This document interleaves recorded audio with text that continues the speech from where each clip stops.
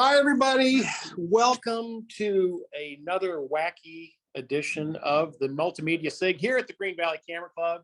And of course, as always, we are having technical issues. So that's why you are seeing this through the phone. See, here's everybody today. We got all kinds of goodies going on. We've got one video share, and we also have one little bit of news about this equestrian thing, equine voices? Yeah, equine voices. And we're talking about doing a little video. So sounds like a disease, but it does. Okay. All right. Well, to start, we have a video about Very first video. here. Let me hold the phone and talk. Go ahead and just hold it, John. Very first video. It's a disaster, but hey, I got some help from Susan and Brian to try to resurrect it a little bit. But I brought it in because I really would appreciate any comments. Sure. I know there's a lot of things you'll see in there that need correction. I recognize that. Okay. But it was a first attempt. I figured, you can read and you can read books, you can watch YouTube videos, all you want, but really till you get out there and do it, Yeah. that's where you begin to learn. And so I've learned some lessons, but hey, All right. all right. Well, let's see what we got. Okay. This was supposed to be a teaser for a lecture that's coming up the 2nd of September. Okay, So great. this just to try to, throw a little, Get people going. get people interested. Okay, good.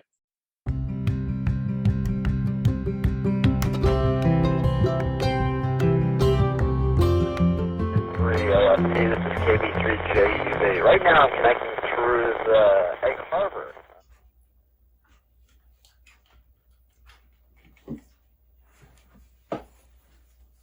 My friend Jerry, W1IDP, spent countless hours making friends around the world.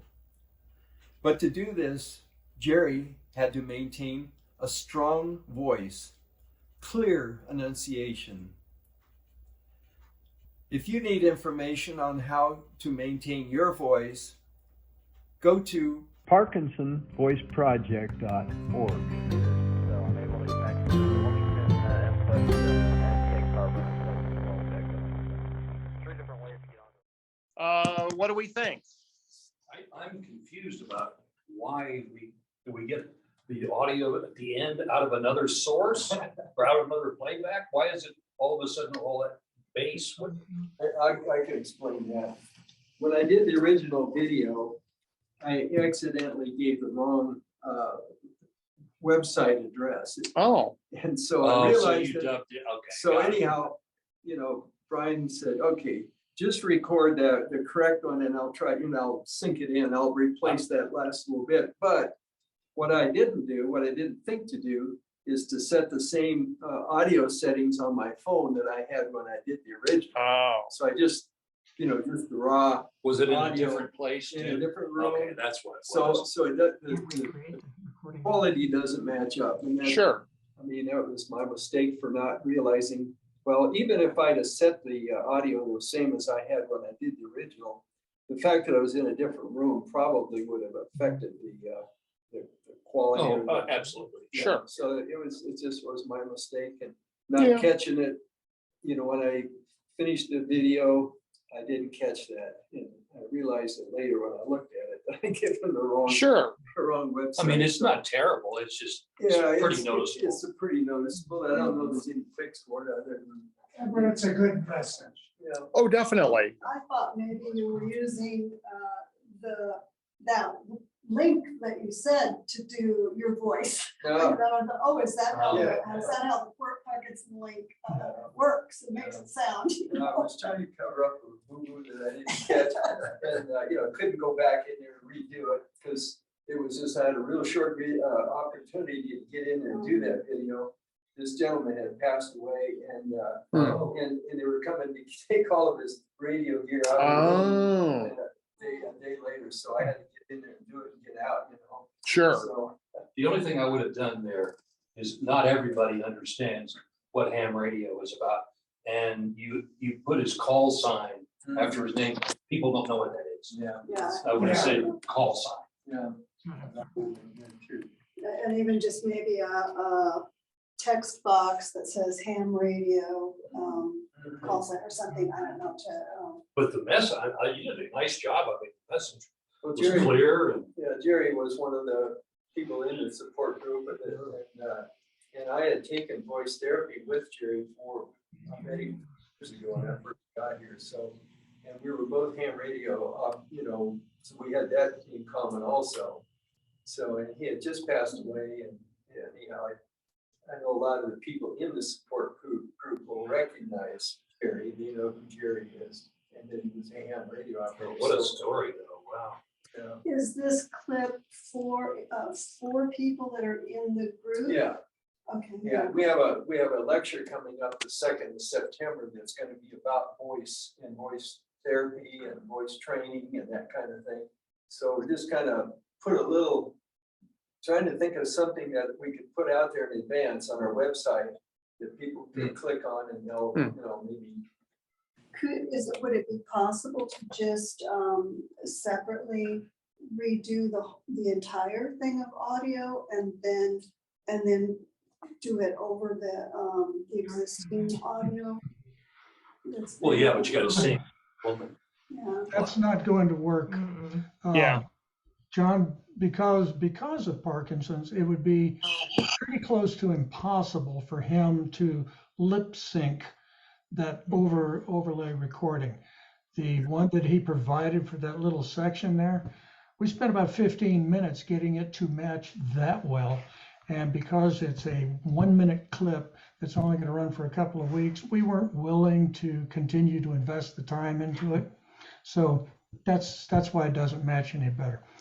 But no, there's some things that we were harder on John than you are, because we sent him some stuff afterwards, and it's stuff to look for in the future.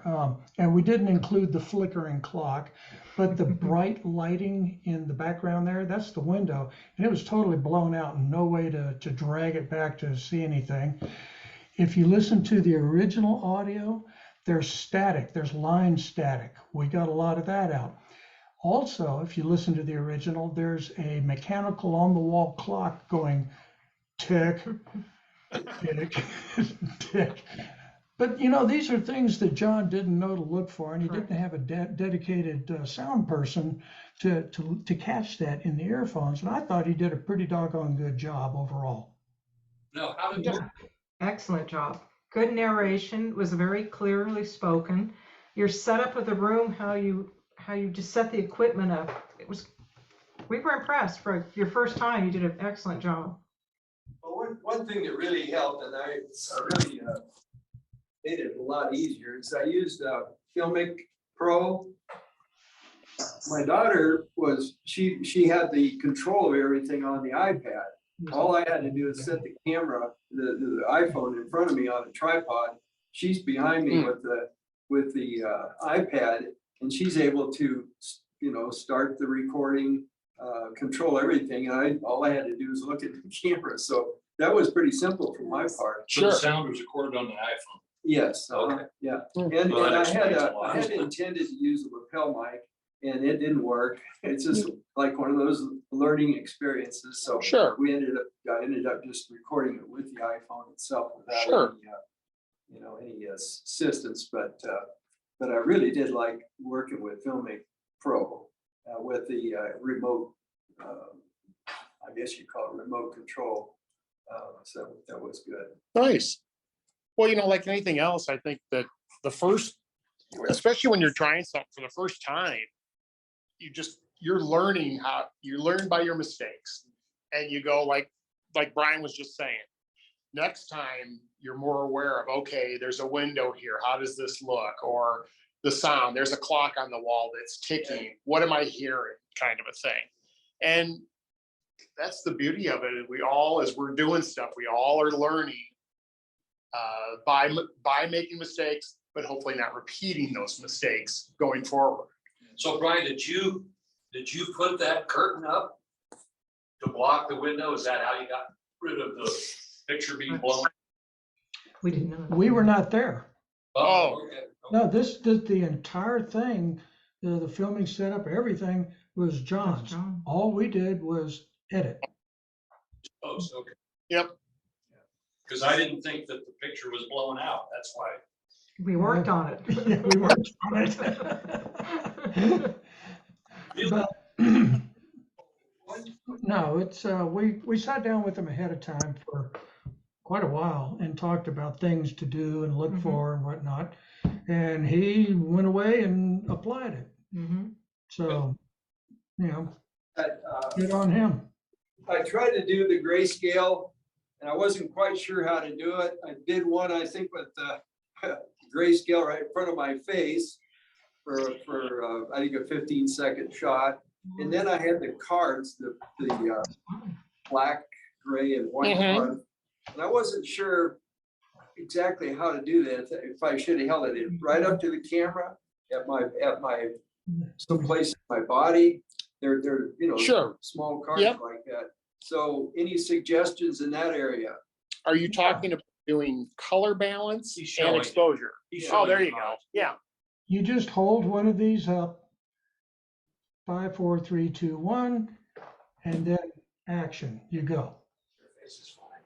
Okay, Yeah. But for a given setup, even though we did several shots or different retakes, just the one is all you need. The one, and that would be a separate bit of video then. Unless you change the lighting. Yes. Change the lighting, or, I always tell people, as long as you're in a location and you're in that same, like we're here in this room right now. And as long as we stay in this room, the lighting in theory should be the same. We don't have any windows or any In daylight, theory. in theory. But anytime I would have a second location, or I'd turn, maybe I'm at the front of the room here shooting, and now I go to the back of the room, well, I might want to do it again just to have it. You can always have it and use it or not use it, but you've got it just in case. But the little card, I mean, the big, I had one of those, I forgot what it's called, it's a round thing that I held up in front of my face. And then, but the little cards, are they, if I was to hold it up here and the camera Right. was there, would that be sufficient? Sure. Yeah, because you're just going to use a color picker in editing, and you're going to click on the white or the gray or whatever. Let's say for color balance, you're going to click on that gray, and that's going to give you your correct color. So, and like Brian said, just 5 seconds of that is all you need, and then away you go. So If pretty. you're- If Yeah, you're using DaVinci, they've got in DaVinci this particular card built into the software to color balance. What So- about the other side? The other side is the gray. But if you're using DaVinci to edit, this is really nice to have. Well, definitely. Yeah. Go ahead, Grace. We can't hear you, Grace. You're muted. Or Okay. you're, Yeah. Now you can? yeah, we can hear you now, Grace. All right. So I have questions about the Filmic Pro because I have that on my phone. I don't think I have it on my iPad, but you had it on both so that you were controlling the camera through your iPad. Is that the way you worked it? Yeah, there's an add-on to Filmic Pro. It's called, like, I guess, Filmic Remote, I think. And so it ties your iPad into your phone so you can control the phone from the iPad. And the person holding the iPad can get the camera view. So they're seeing exactly what the camera is seeing as they hold the iPad, and you can control the whole thing right from that iPad. Nice. So as the person that was the actor, I guess, I really didn't have to be concerned at all about anything except, facing the camera and doing things. Sure. So it made it easier for me. We set everything up in advance on. Because for Filmic Pro, you can manually set the exposure, you can set the aperture, you can set the focus, all of that stuff. Yeah. Make all those adjustments. Make all the adjustments, right? And change them on the fly if you want, yeah. And I may use that this weekend on a wedding, at a wedding. Because Filmic Pro bought Double Take. And I talked to you about that at one time. So I might try that out too. Sounds good. Well, it'll be interesting to get more feedback on software, what everybody's doing, and also maybe help out too with stuff like that. I would like to watch it again now. after Yeah. all this discussion. Sure. Since we don't have a lineup. All right. Well, of course, since we're a little Yeah. short. You know. All right, we're gonna look at it one more time, and I Right. will mute my microphone. Hang on. And I was impressed that Oh. John is in the voice support group and it's a bit noticeable about your situation at the moment. And I'm, familiar with that here with people with Parkinson's also. Yeah, I do have another kind of a question about that.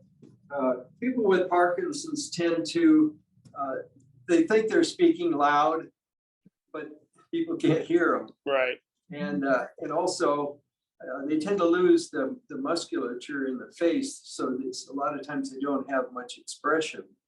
So I was kind of wondering if I maybe should have pushed it a little bit more as far as expression, give it more of the radio announcer, Right. Yeah. Voice, the bigger voice. Sure. Try to project a little bit more. So as you look at this, think about that and give me a critique as far as whether you think I should have pushed it over the net a little harder. Sure. Get the message across a little bit more with more force or You bet. conviction or whatever. All right. Well, let's take a look at it one more time.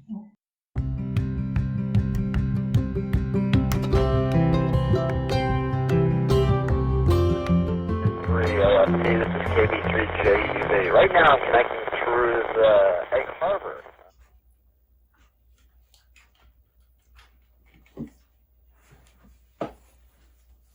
My friend Jerry, W1IDP, spent countless hours making friends around the world. But to do this, Jerry had to maintain a strong voice, clear enunciation. If you need information on how to maintain your voice, go to ParkinsonVoiceProject.org. So I'm able to connect through the Wilmington input and the Egg Harbor. Three different ways to get on. You could do that, but I don't know why you'd want to. Uh-huh. No, the name of software. What's the name of the software you use? Filmic Pro. Filmic Pro.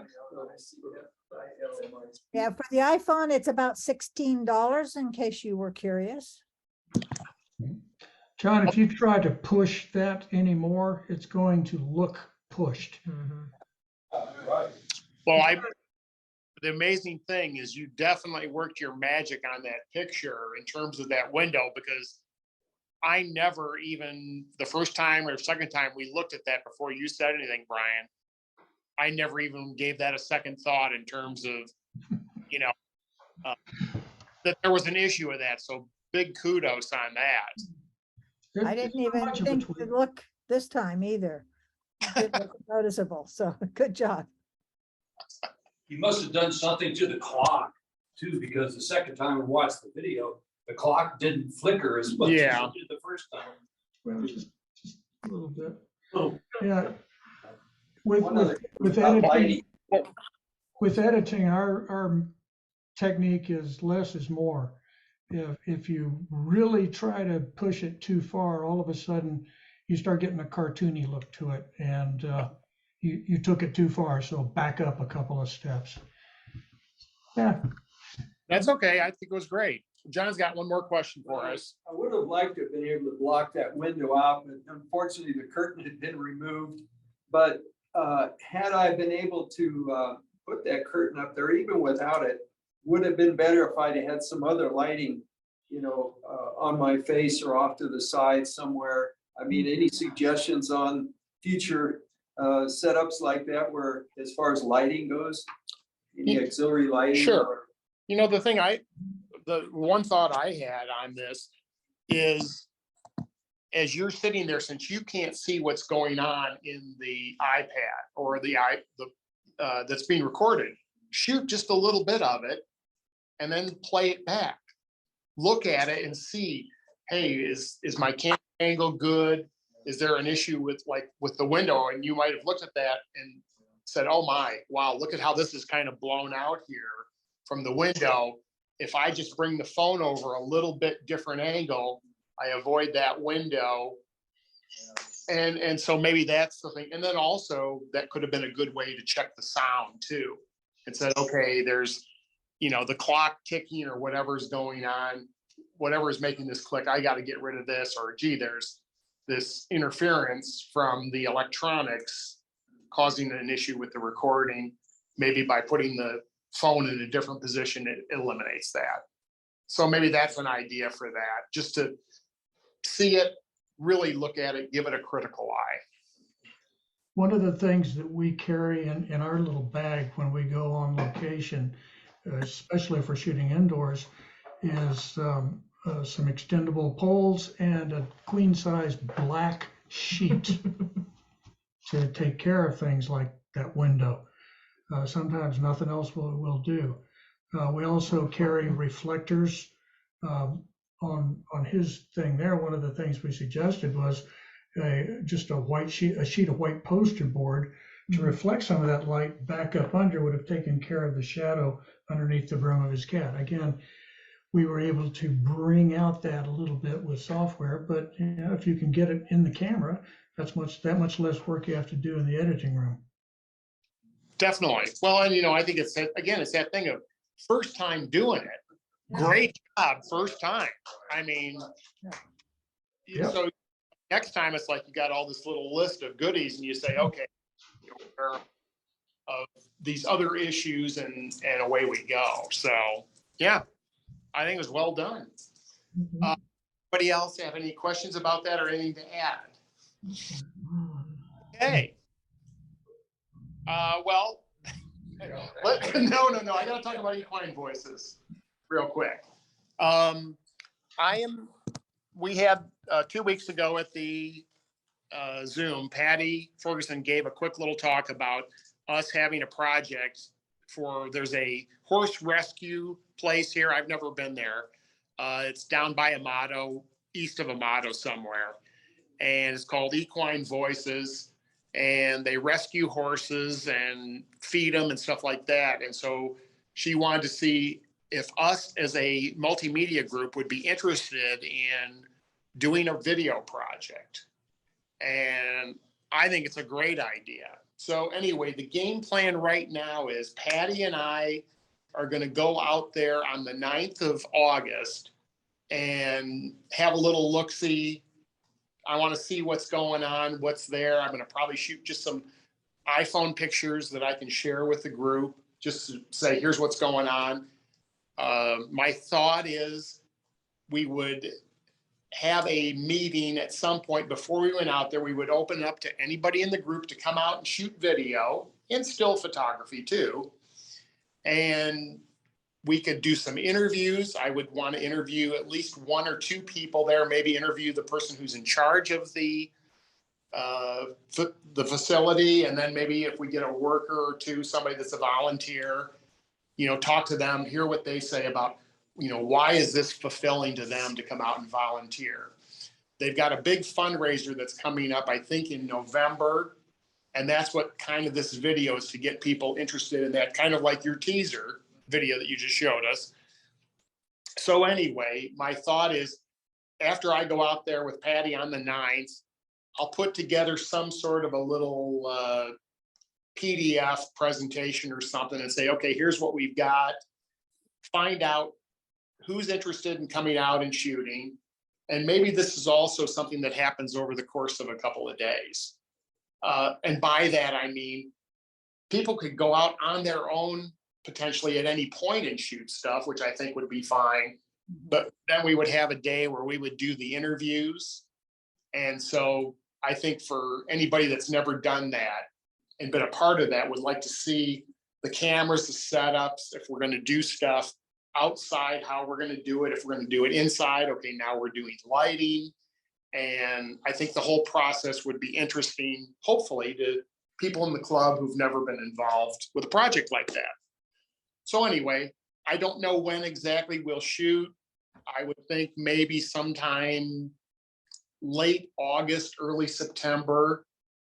And then the other thought that I had too was we could come here to the club and do editing. And we'll get everybody's content together. And I could see us coming in a couple different days here, go through the interviews, pick out what we think is good, talk about how we want to tell the story. And then we could start editing it and people could see how we edit and what we do. So anyway, that's kind of the thought. And whoever wants to get involved, great. I told Patty, if nobody else wants to get involved, I'll do it. I think it's a fun project, but I'd love to see other people in the group come out and shoot. And, you know, maybe we could also have a little bit of a coaching session, kind of like Brian and Susan did before John went out and did his video, and say, okay, here's what I want you, be thinking about these things. Here's some of the locations. Here's shots that might be interesting, and go from there. And we put together a nice little 3-4 minute video that kind of tells the story, and hopefully also gives or gets people to donate lots of money to the organization, because ultimately that's what it's all about. So anyway, does anyone have any questions about that, or any other ideas or suggestions beyond what I'm thinking?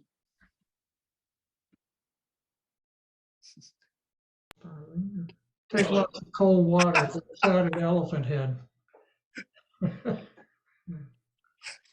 Okay, so what I'm hearing is I'm probably working on this project by myself. I'm just interested in, I mean, I love what you're presenting. I just don't know that I have anything to add. Oh, that's okay. Oh, no worries, no worries. I'm just having fun with everybody. So anyway, I'll have more information probably after the 9th. And like I said, I'll send out a thing to the group and kind of give a report as to what I found. Here's some photos. And then let's try to have a meeting before we go out and shoot, and then go from there. So anyway, that's the thought. I think it'll be a fun project, and I think there could really be a lot of neat human interest stuff with volunteers working with the animals, and then the animals themselves. Apparently they also, and I don't know when this is happening, but apparently they're going to get some horses coming in that are malnourished, for want of a better term, that they need some food and stuff. And to see that progression possibly of when some of these horses come in and they're a little underweight and everything else, and then who knows, maybe in a couple of months they've gained some pounds, they're looking a little better, they're a little bit more active. Seeing that in video, I think, could be fun. All right, well, anyway, that about wraps it up for this week. I know we will meet again in 2 weeks, and I don't know exactly what date that is in August. But we will hopefully meet again here at the club. Hopefully we will not have our technical issues. Yeah. And It's August 8th. August, thank you, Grace. August 8th, club is closed. Oh. Cleaning. Well, then apparently we won't be meeting August 8th. We'll have to have discussion about, it may be 2 weeks Well, after. August has 5 weeks, so Mondays. So we could do it the 15th and the 29th. Okay, we can talk about that. That'd be fine. And hopefully by the 15th of August, we have some videos to share. That too, so. All right, everybody, I'm shutting her down. Everybody have a great day. Thanks again.